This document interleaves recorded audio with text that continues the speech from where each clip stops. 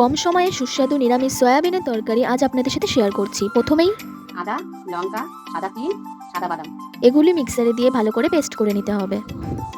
এরপর দিতে হবে জিরে গুঁড়ো, 1 চামচ ধনে গুঁড়ো।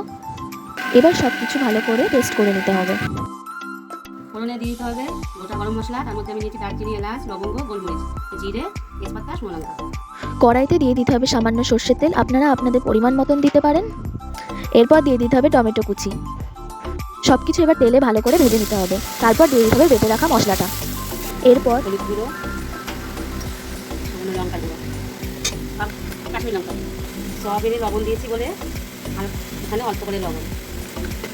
এবার সেদ্ধ করা সয়াবিন আর আলুগুলোকে কষানো মশলার সাথে ভালো করে মিশিয়ে নিতে হবে।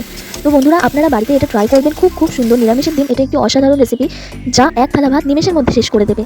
তো এরপর কষানো সয়াবিন আর আলুর মধ্যে দিয়ে দিতে হবে গরম জল। অবশ্যই গরম জলটাই ব্যবহার করবেন। গরম মশলা দিয়ে দেবো, আপনারা ঘি থাকলে ঘি দিতে পারেন, আমি ঘিটা দেবো না। তো আমাদের সয়াবিনের তরকারি তৈরি হয়ে গেছে। আপনারা অবশ্যই বাড়িতে এটি ট্রাই করবেন।